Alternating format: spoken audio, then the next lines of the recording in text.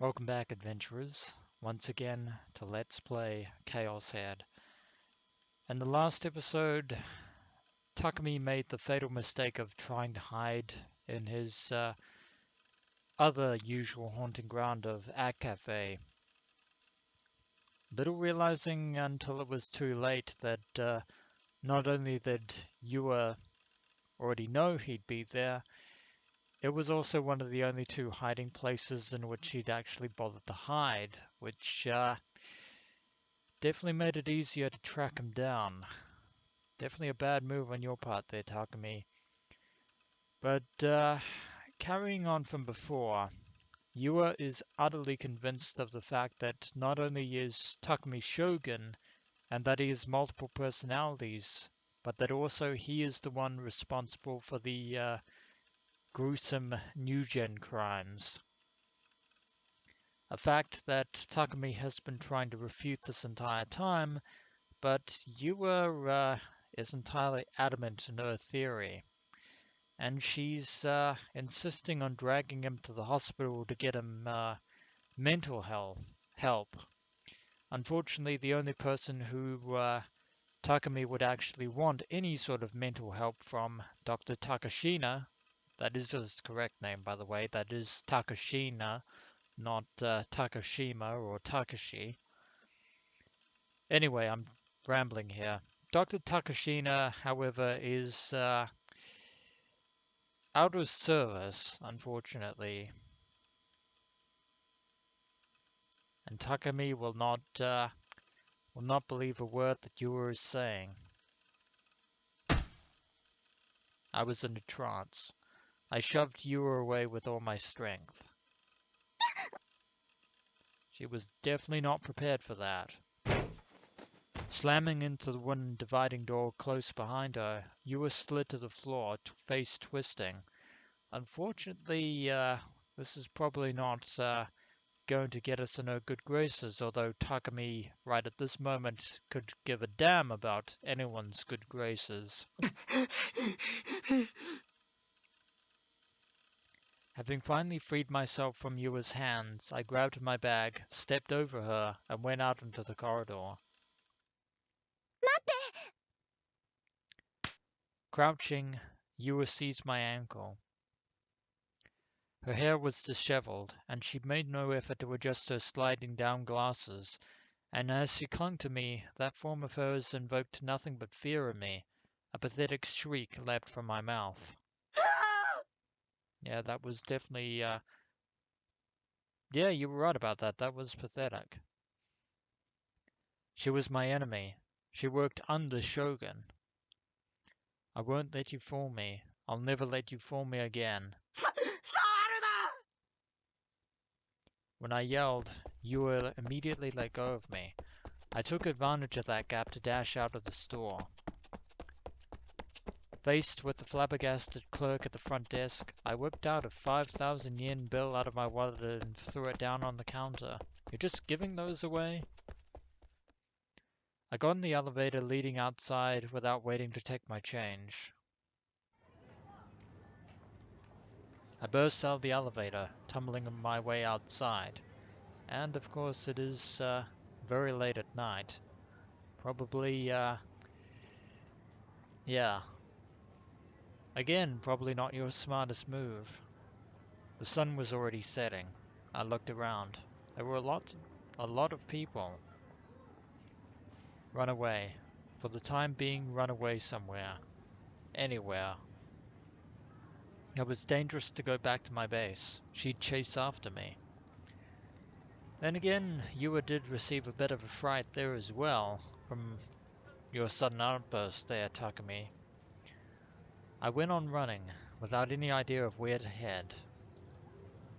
When I thought that even now Yua might descend from a different elevator and come to threaten me with that cold voice of hers, I became unable to stay there for so much as a second.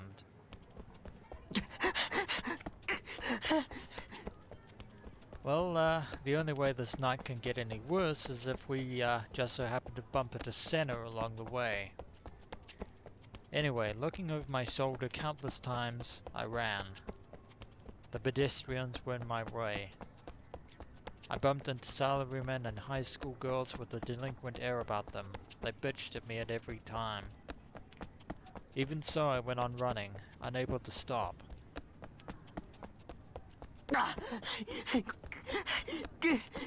Running, running off into the distance.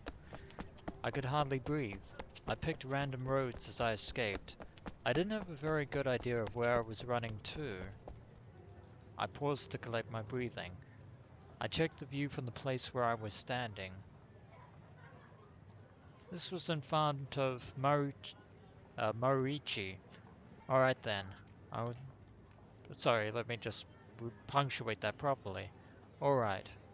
Then I'll head to Miyashita Park. I take a brief break there, then flee even further away. If I made it to Yoyogi Park, there might be a number of places to hide, so I could potentially spend the night there.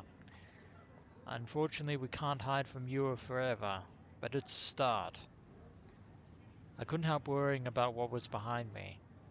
I couldn't spot Yua anywhere, but it wouldn't be strange if she appeared before me at this very moment, wearing an expression akin to that of a no mask, as I know what that means.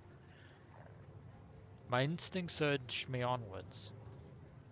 Run away. You have to run. Probably good advice. I sank weakly to the ground on the overhead bridge by Miyashita Park. My throat was dry from too much running. I wanted to drink icy cold Coke,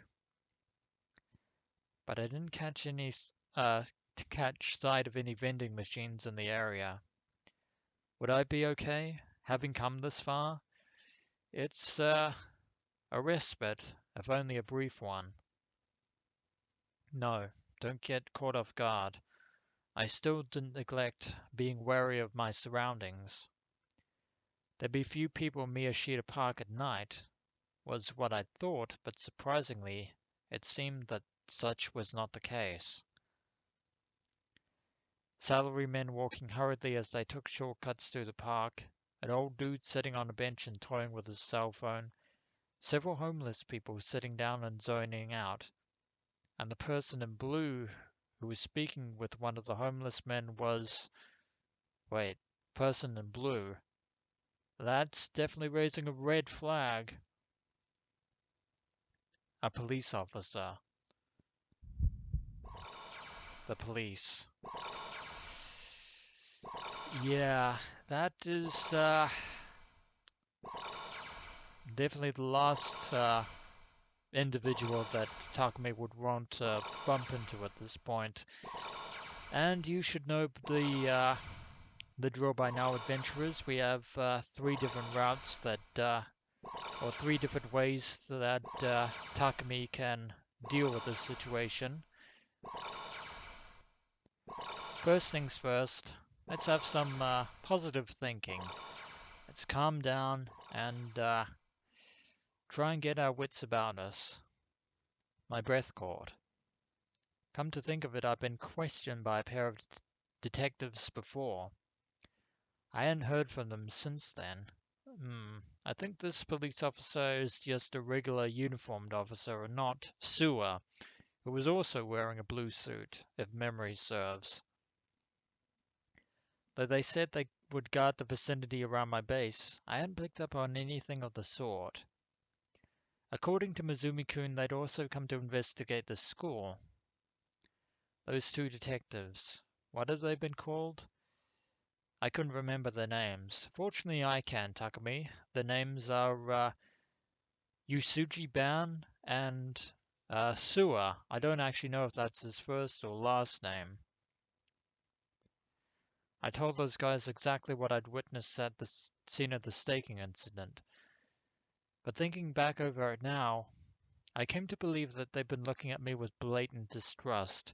Also at that time was that period where you were referring to Rimi as the demon girl.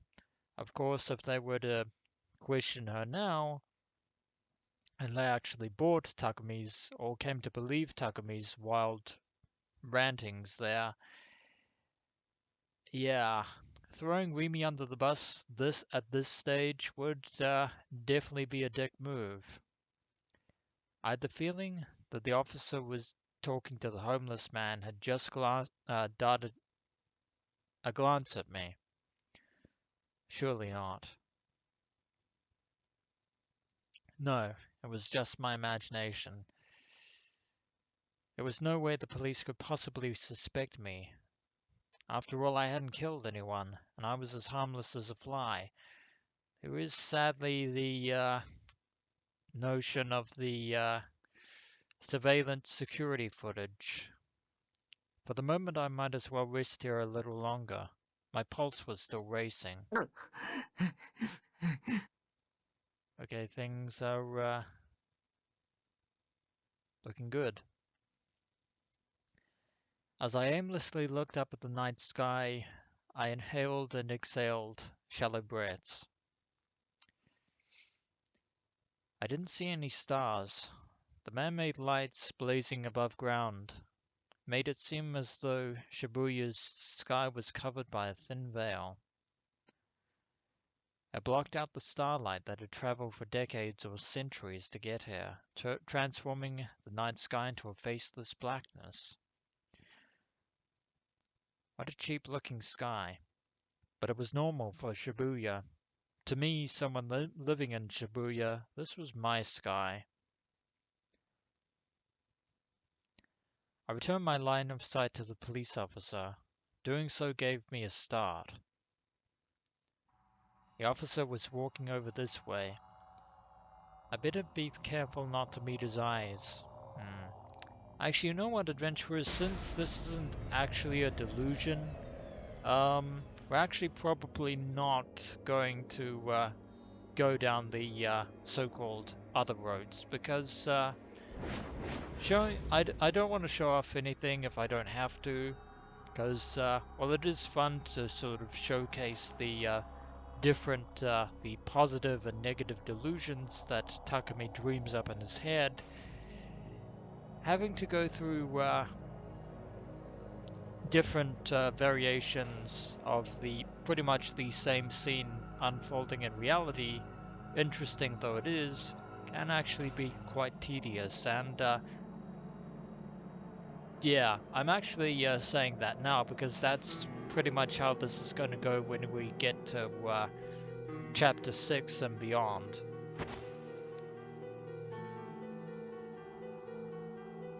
Standing up, I took a look at the road under the overhead bridge. Footsteps steadily approached me, but whose footprints? Footsteps, sorry. Not footprints, what am I talking about? Now I'm the one having insane delusions. In my heart I prayed for him to pass me by. But... Kimi. Oh dear, looks like he's onto us. He spoke. He was clearly referring to me. ちょっといいか? My heartbeat, which I've been working on reining in the whole while, went wild again, this time because of my tension. And with very good reason, as if you wasn't enough to deal with. すいません。急いでるんで。そうは見えないな。He's very observant, this officer. Why had he spoken to me? I listed the possible reasons in my head. 1, because I'm alone in a place like this at night. Even though there are quite a few school students wandering the streets of Shibuya late, the park is probably not a place which they're known to wander through. 2, because I seem like a suspicious character. Well, you probably clearly look like you were running from something, given the fact that you're probably sweating profusely and completely out of breath. 3, because he's questioning everyone he comes across in the line of duty. Hopefully, number 3 turns out to be the correct one, because if that's so... Or maybe yeah.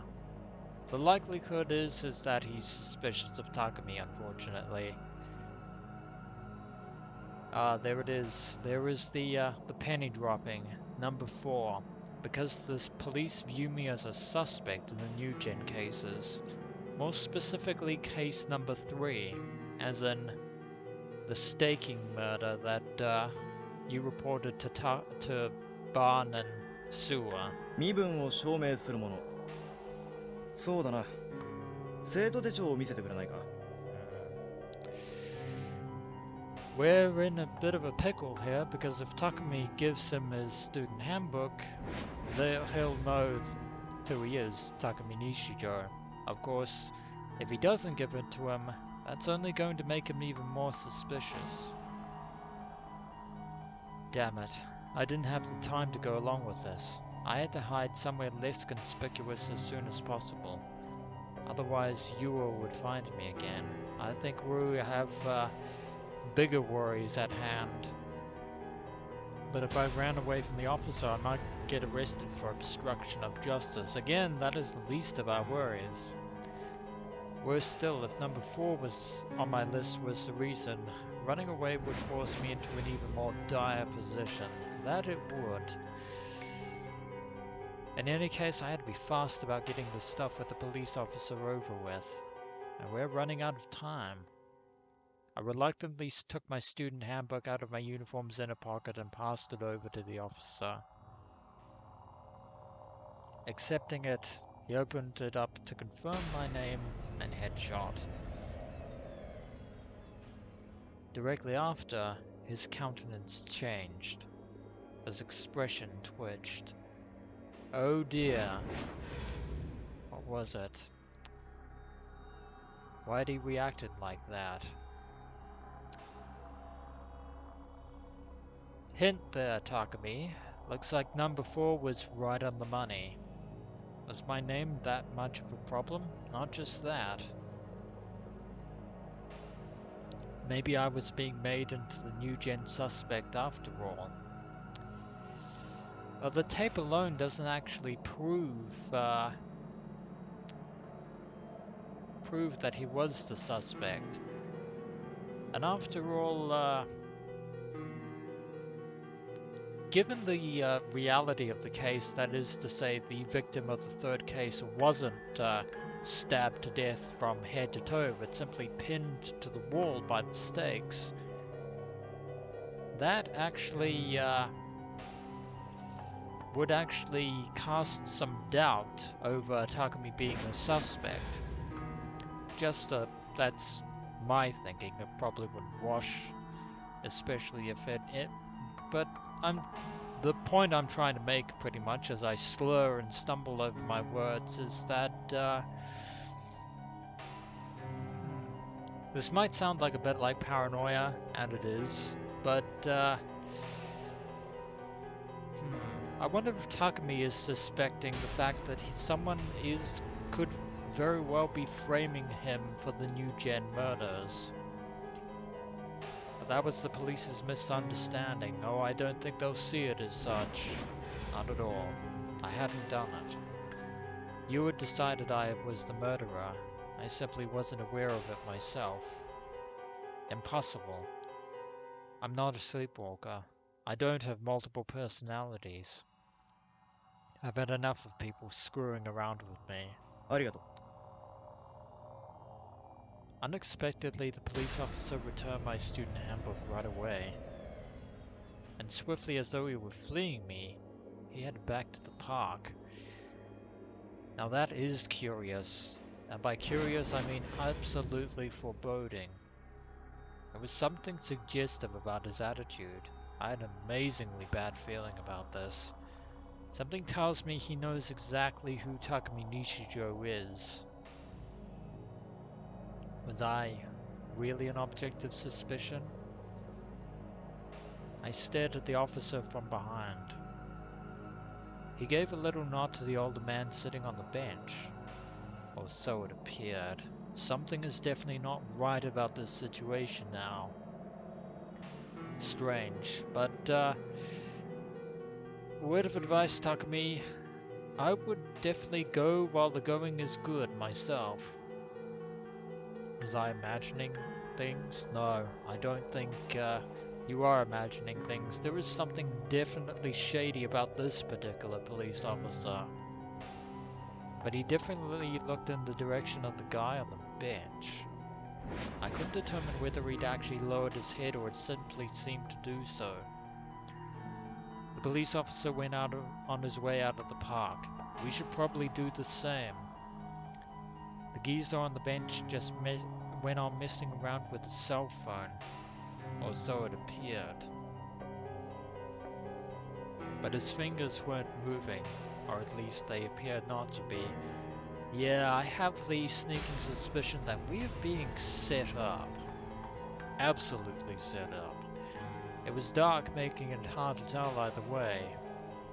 Normally the phone's LCD display would give us some light, but the old guy's hands remained shadowed. Something was strange. I began paying careful attention to the other people in the park. One of the homeless men was sitting apart from the rest at the base of a big tree.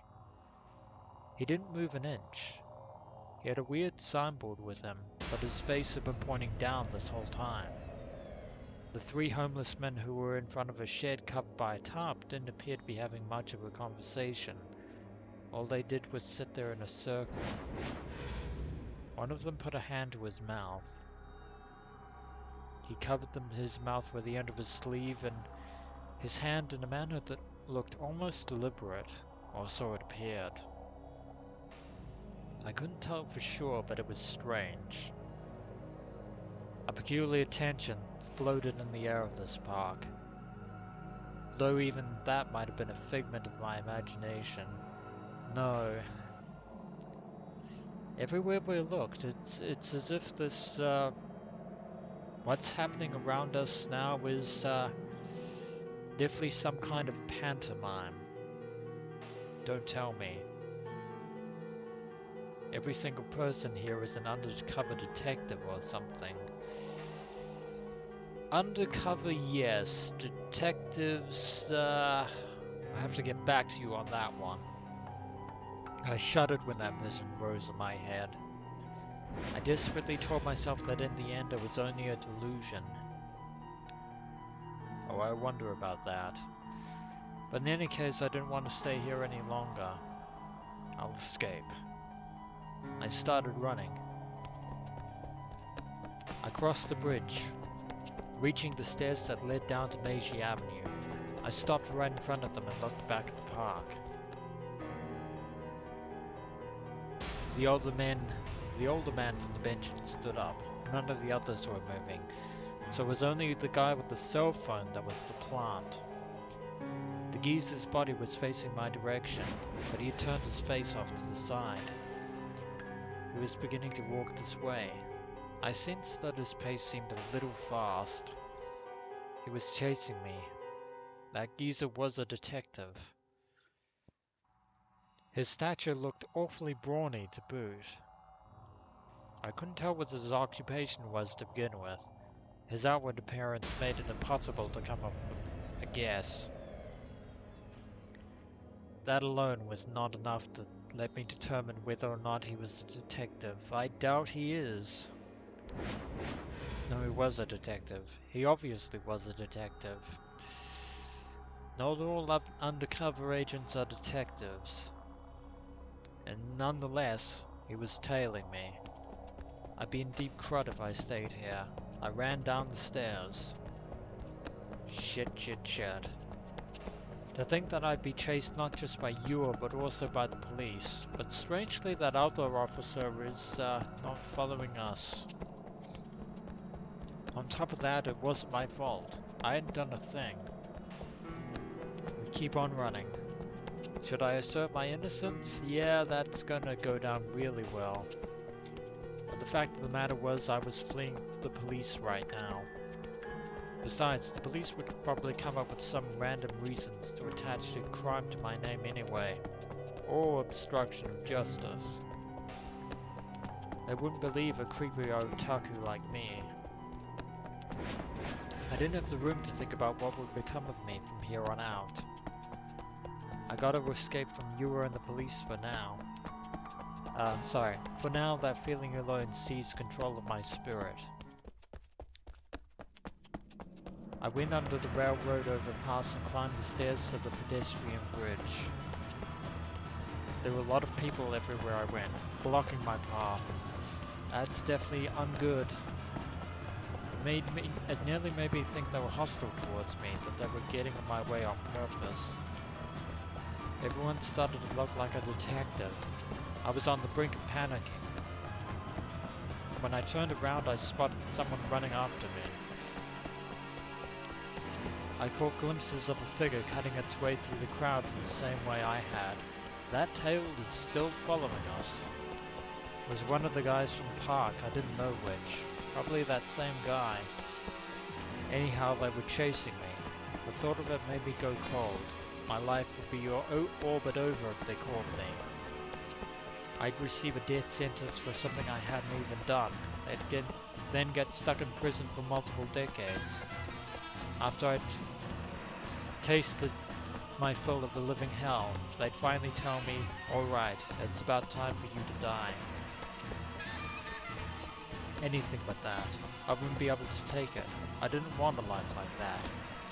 Even if I managed to prove my innocence at the very end, the invisible brand of criminality would vanish from me. Everyone around me would be suspicious of me. Anything but that. I hadn't done a thing. Upon entering a road with virtually no other pedestrian traffic, I ran even more frantically, passing along gigantes in the process. But because I've been running almost the whole time since leaving our cafe, I couldn't keep breathing. My lungs sought oxygen. My legs were shaky with exhaustion. Now that things had come to this, it was too late for me to regret not having exercised more. Yeah, unfortunately all that end-suit training, definitely not paying off in the real world. At last, losing the ability to run, I halted in place and fell to my hands and knees. Well, looks like this chase is about to end. I was in a familiar place. Outer walls made of a distinctive red brick.